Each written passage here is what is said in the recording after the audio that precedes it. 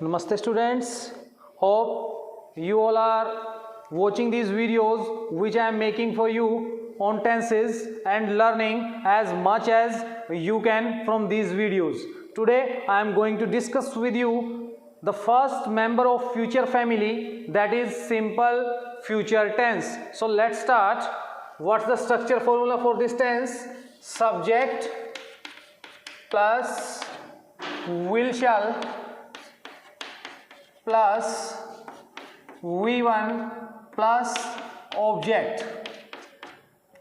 And in your previous classes you have learned that we use will with second person you and he, she, it, they plus any singular or plural subject plus any name, and same is the case with subject I and we. With subject I and we always use shall. I will make it clear to you. First of all, let me discuss how to frame the sentences in future simple tense. After that, I will discuss how to use I and we, because these days we also started using will with I and we with third person like he, she, it. We also use shall, but there are some conditions for that. I will explain each and every condition to you while discussing this tense. So the first example of this is like I shall jump into the river or into the pool. I shall jump into the pool. Or she will jump into the pool. She will jump into the pool. So shall, I is the subject, shall is the helping verb, jump is the main verb, and pool is the object. And how to frame the negative sentences? What's the formula for negative sentence? Like subject plus will not, shall not plus V1 plus object. Same, we will take the same example. She will not jump into the pool. Or we can say they will not win the match. They will not win the match. To make the sentence negative, we just have to add not with will and shall. The sentence will become negative. And how to frame interrogative sentence? Again, when a sentence become interrogative, when helping verb comes before the subject. Will, shall plus subject plus V1 plus object. Like will they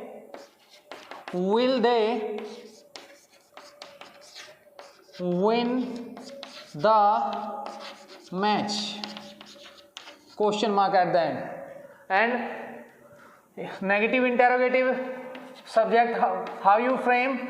Shall, will plus subject plus not plus V1 plus object.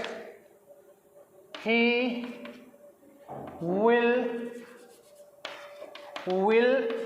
he not jump into the river?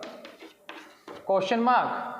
Will and then subject, then not, and then jump, and then river the object. This is negative because question mark, negative, negation is there, and subject comes before the subject comes sorry, helping verb comes before the subject, so that's why this is interrogative. So this is negative interrogative. So now I'm going to discuss all the uses of present simple tense with you, and also I'm going to explain that why we use will with I and we, because in your previous classes all your teachers has told you that we only use shall with I and we, but now we can use will as well, but there are some conditions for that. So keep looking at the board, everything will be clear to you. So the first rule is to express an action or event, to express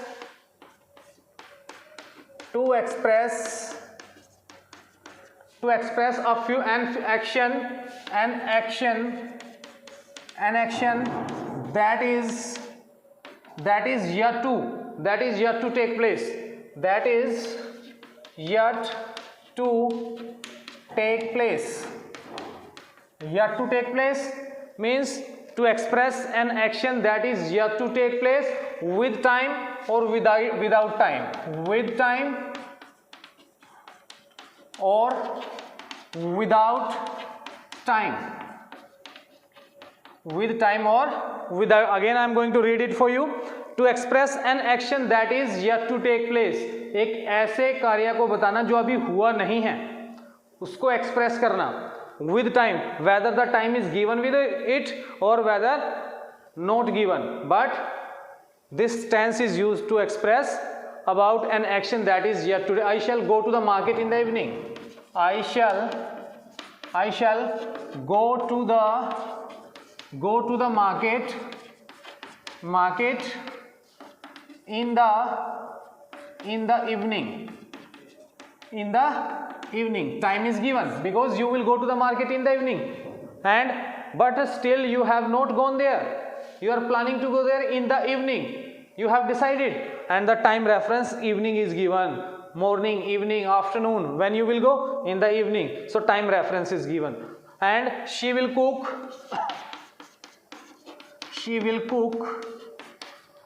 for her family. She will cook for her family. She has not cooked anything till yet. The action is still to take place. So she will cook for her family. वो अपने परिवार के लिए खाना बनाएगी. No time is given. She will cook in the evening, afternoon, or in the morning. No time is given. So to express an action that is yet to take place with time or without time.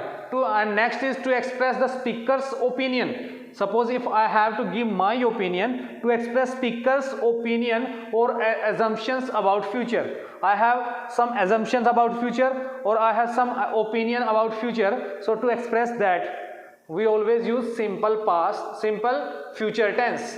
So to express speaker's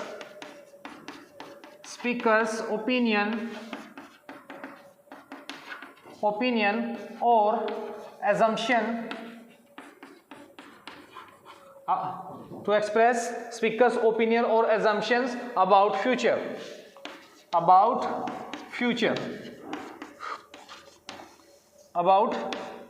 what you have, what are your opinion about future, what are your assumptions about future. To express that, I think, if suppose I think he will win the race. I think he will win the race. This is your opinion, we can say, or assumption, we can say, because the event is still to happen and you have just, this is your opinion that he is going to win the race. वो race को जीतेगा. अभी ना तो event हुआ है और ना ही अभी रेस हुई है, and you are giving your assumption. आप पहले ही अपना आइडिया बता रहे हो कि वो रेस को जीतेगा. So to give your assumption and to give your opinion, so we always use present, so the simple future tense. Perhaps we shall reach. Next example if I will give, perhaps we shall reach earlier earlier than them. Earlier than them means you are going on your way, you have to reach somewhere, and someone also supposed to come there. You are guessing about his arrival, but you are not sure about anything. And what you are saying? You are saying what? Perhaps we shall reach earlier than them. शायद हम उनसे पहले पहुंच जाएंगे. अभी ना तो वहां पर आप पहुंचे हो, अभी ना तो वहां पर वो पहुंचे हैं. This is your assumption, this is your guess that कि हम उनसे पहले पहुंच जाएंगे. So to express speaker's opinion and assumption about future. And many times you have seen that we also use present continuous tense to express some actions in near future. So some actions or some planned actions in near future. We can also express these actions by using present continuous tense, not only by using simple future tense. Suppose if I say I am going to teach you simple future tense, I am going to teach you, I am going to teach you, मैं तुम्हें simple future tense पढ़ाऊंगा. The sentence is in future tense, but which tense in reality we are using? We are using present continuous tense. So we can use present continuous tense to talk about future happenings that we have planned. We can use present continuous tense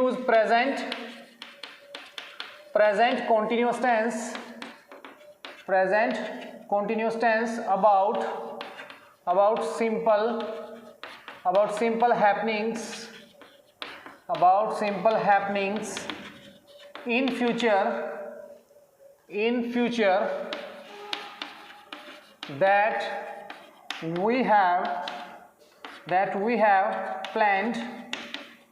that we have planned. So we can use present continuous tense about simple happenings that we have planned or arranged in future, that we have planned or arranged in future, that we have planned or arranged in future. We are going, or we can say we are living at the end of this week. The sentence is in future tense. This sentence is expressing near future, but the tense which we have used is present continuous tense. Is MR plus leave is the first form and then plus ing. So this is present continuous tense. The Minister of Education is waiting. The Minister of Education is, if I say the Minister of Education is visiting university tomorrow.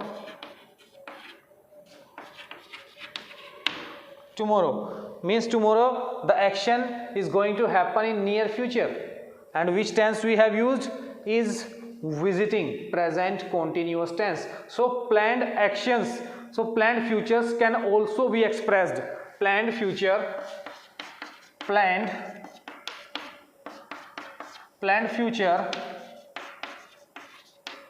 can also be expressed by two ways. There are two ways. Suppose if we express as is MR plus 2 plus V1, or other ways is MR plus about 2 plus V1. If I say the train is about to leave, the train is about to leave. The train is about to leave means the train has not left till yet, but it is about to leave. So planned future can also be We can also express planned future by using about to plus V1. About to plus leave is the first form of the verb. And the old breeze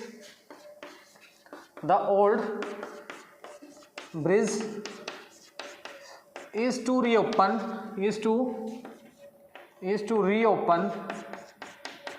for traffic on Monday. Is, so the first way I have written is MR plus 2 plus V1 is plus 2 and reopen is the first form. So these are the ways to express planned actions in future. And now I will discuss the use of will and shall with you. Okay, in which condition we will use will with I and we, and in which conditions we will use shall with second person and third person. So everything will be clear to you. I am going to discuss with you. So the first use is will can be used will with first person, will with first person, will with first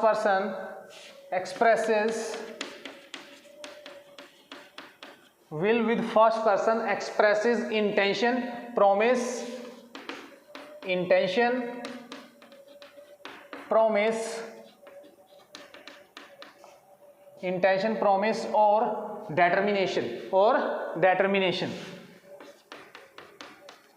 or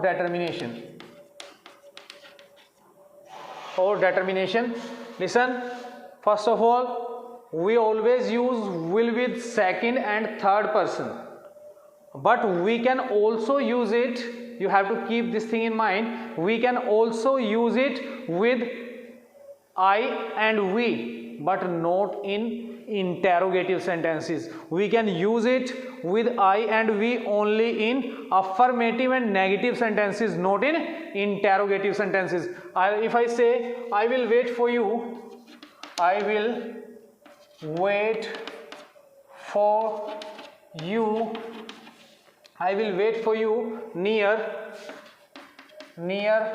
bus stand. So promise is given in it, means he is making a promise that definitely I will wait for you. वो कहता है कि मैं तुम्हारे लिए bus stand पर wait करूंगा. So this sentence expresses promise. If he only say that we will punish you for this, if I say we will punish you for this, there is intention in the sentence.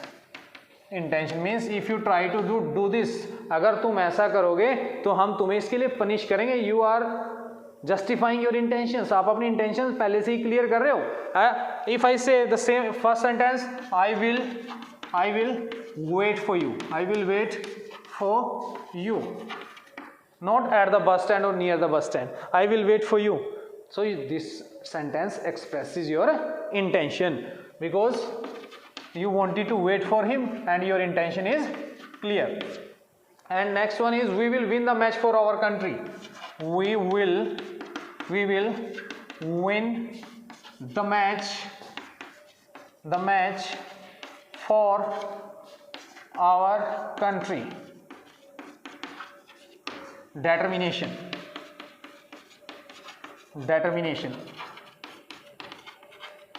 means we will win the match for our country. In this sentence we are using will with we, so it expresses determination, means हम अपने देश के लिए match जीतेंगे. So it expresses your determination, दृढ़ संकल्प. So that's why we are using we will with we. Now next is we will use shall with not first person, shall with second and third person. We will use shall second and third person. And what's the condition for that? Same are the conditions. If it expresses promise, intention, threat. So if it expresses promise, intention and threat, shall with second person shall with second person, not first person, shall with second person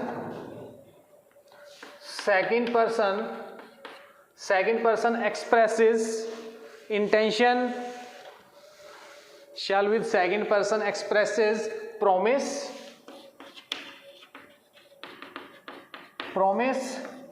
threat, warning,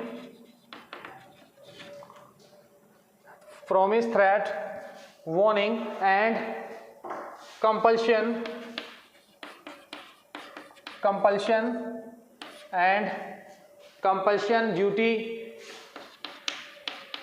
compulsion duty, and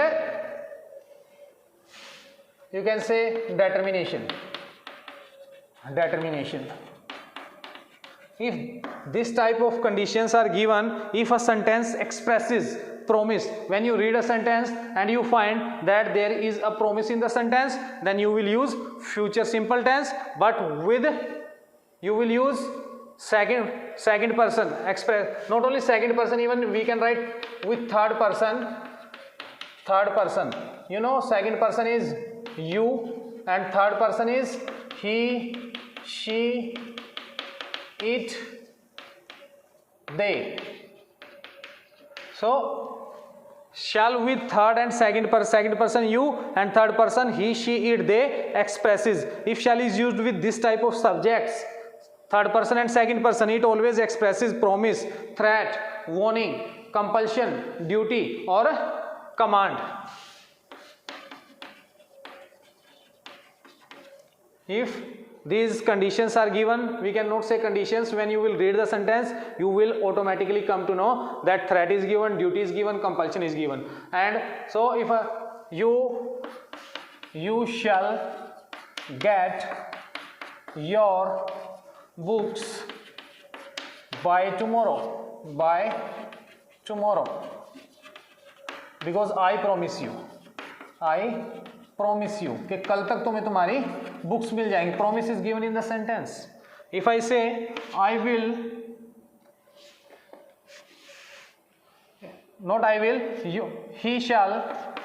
he shall stand by you. He shall stand by you forever or always. So a promise is given in the sentence. वो हमेशा तुम्हारे साथ खड़ा रहेगा. A promise is there in the sentence. And they shall save their motherland. They shall save their motherland. They shall save their motherland. This is the duty of everybody. They shall save their motherland. This is moral duty. So even you can say this is duty as well. This is determination as well. Determination, because everybody, this is the duty of everyone to love the motherland and to save it. And the next thing, he shall pay a heavy price. He shall pay a heavy price for this misadventure.